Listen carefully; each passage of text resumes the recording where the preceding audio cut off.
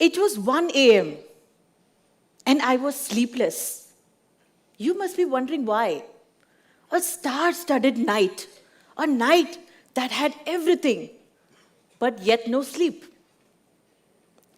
As I walked out to the corridor to just take a sip of water from the glass bottle, here I found, peeping into the room to check on to my boy, who would be having a smiling and a calm face to sleep.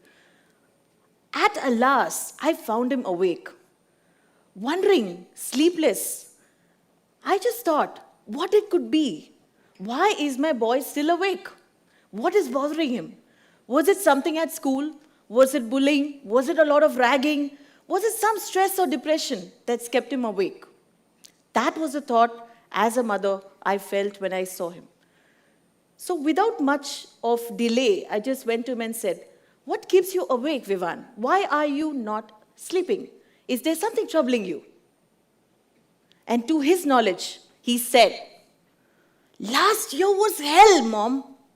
These were his words, not mine.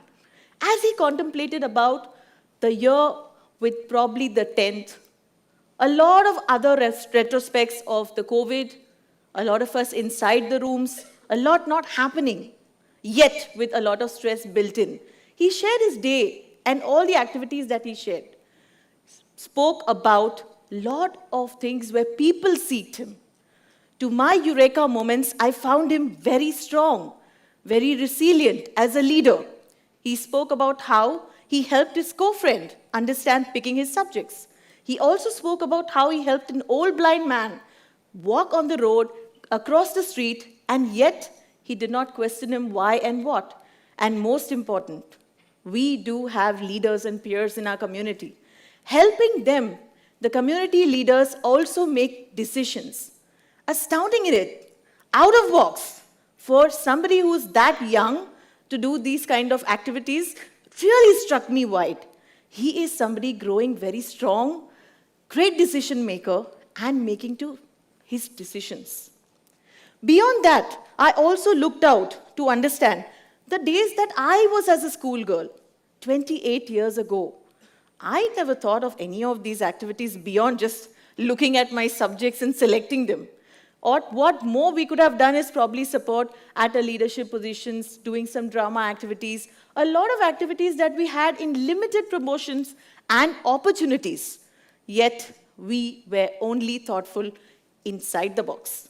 What we did not see is how we could take decisions and what made us strong. And you would be shocked that these were some of the things that most of the children today need. As I spoke to him, not interrupting him, and also considering myself as a child sexual expert and a psychologist, in the competency, sometimes we get into the form of understanding what exactly is our child talking about. He spoke that there were many stressful situations that he and his peers were actually undergoing. And I thought, what is the common factor? The common factor was stress and depression.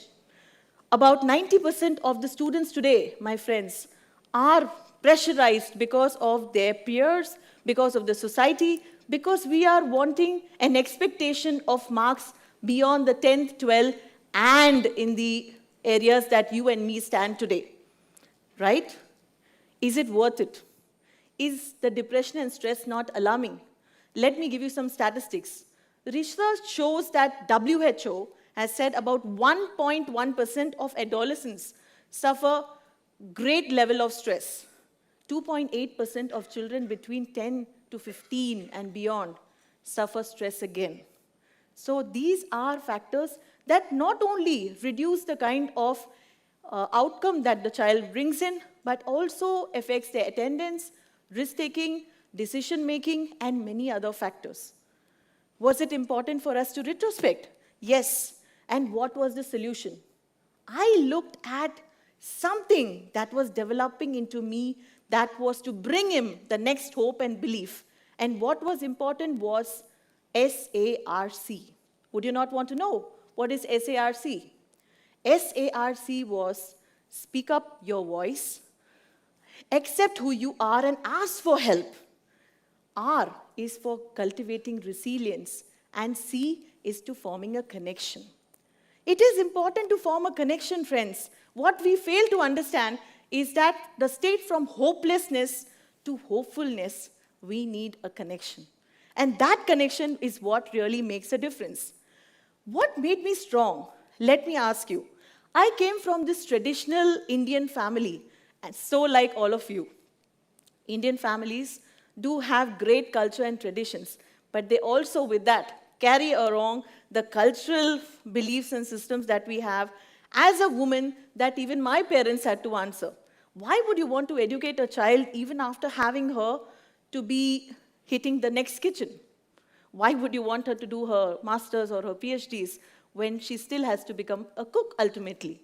And this was a thought that I think all of us as parents also undergo. But not beyond, we still have to develop the courage within. The resilience has to be set. We have to cultivate the hope within. And that's what also needed a methodology. And beyond we could go as a methodology, I also looked up as what I did more and what made the difference. One mantra that I wanted to tell you was ACIP. ACIP? In ChatGPT world, there's also ACIP. Would you not be interested in knowing what the methodology of implementation was? A, which was awareness.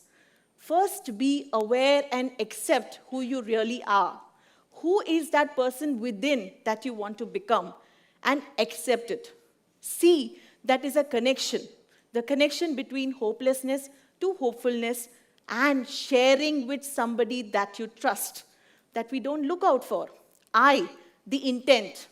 Intent of believing what you want to do and want to become. And B, the purpose and the hope. Like he said, the most important thing is to keep your focus. Keep the purpose driven. Keep the hope alive. And yes, ACIP is the next mantra for cognitive fitness, because cognitive fitness will make your mind and my mind. Cognitive fitness, remember, we make our mind. It's our mind and we make it.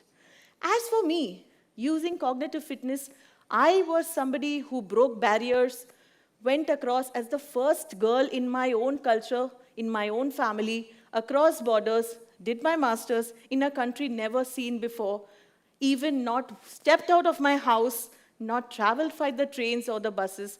I think I went across to do my master's and the PhDs in spite of traveling for 3 hours in a city like London, finally reached my destination. But did all these things really matter? What mattered, my friends, was keeping the hope. What mattered was I made it. And that was what will matter for you. You need to make that difference today. If you are trying to make the difference, the first key is mental fitness, mental workout. So, I always say, keep the hope within you alive. There is एक कदम, बस एक कदम लेने से आप आगे बढ़ जाएंगे, because action is the key. We always hear this word, freedom. Give me freedom, mom. And that's what I keep hearing from my child. Freedom is a choice. Choice is nothing but action. एक कदम लेने से वो action आपको alive बनाएगा. And that was what I wanted to create a hope and belief in him. Mom, are you listening? Oh, well, there works the cognitive fitness. So far, I was listening to him. And now he was here to tell me what's troubling his mind, what's troubling him as the change in behavior, the change in mindset, the things of our society, which always goes. And as a parent, we always need to go without a judgment-free, but build the cognitive fitness and keep the belief alive of what I want to become at the end and the outcome. So friends, here I am today on this stage. Try, if you are on the stage, not knowing what to do, where to go, and on that pedestal of how I need to develop my resistance, try the cognitive resistance regime.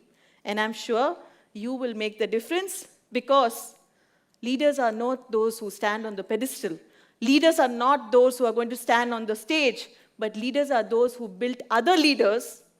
And yet, the mantra is, I shall always rise, because we believe You are the right to rise. Thank you very much. Are you ready for the next one to be this leader? Thank you for having me.